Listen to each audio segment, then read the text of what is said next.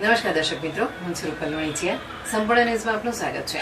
બનાસકાંઠા જિલ્લા કલેક્ટર મિહિર પટેલના માર્ગદર્શન હેઠળ મહિલા અને બાળ વિકાસ વિભાગ દ્વારા બાલિકા પંચાયતોને વધુ સશક્ત અને કાર્યક્ષમ બનાવવા માટે પાલનપુરના આંબેડકર હોલ ખાતે 3 દિવસીય તાલીમ કાર્યક્રમનું આયોજન કરવામાં આવ્યું હતું.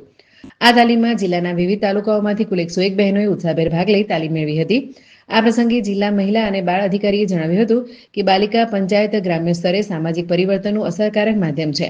તાલીમ દરમિયાન મહિલાઓ અને કિશોરીઓના આરોગ્ય તથા સ્વચ્છતા અંગે જાગૃતિ, એનિમિયા સહિતના આરોગ્ય સંબંધિત મુદ્દાઓ, આરોગ્ય ચકાસણી કાર્યક્રમોનું આયોજન, બાળ લગ્ન નિવારણ અને તેમજ મહિલાઓ સામે થતા અત્યાચારના નિવારણ માટેની કાનૂની જોગવાઈઓ અંગે માર્ગદર્શન આપવામાં આવ્યું હતું. આ ઉપરાંત મહિલા સહાયતા નંબર 181, એક સ્થળે મળતી વિવિધ સેવાઓ તથા મહિલા અને બાળ વિકાસ વિભાગની વિવિધ મહિલાલક્ષી યોજનાઓ અંગે પણ વિગતવાર માહિતી આપવામાં આવી હતી.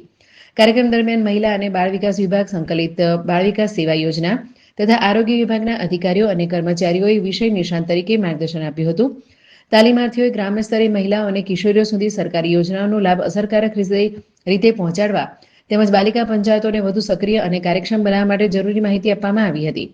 તાલીમબદ્ધ બહેનો હવે પોતાના કાર્યક્ષેત્રમાં બાલિકા પંચાયતોને માર્ગદર્શન આપશે, જેના પરિણામે સરકારની મહિલાલક્ષી યોજનાઓનો લાભ વધુમાં વધુ જરૂરિયાતમંદ મહિલાઓ અને કિશોરીઓ સુધી પહોંચશે.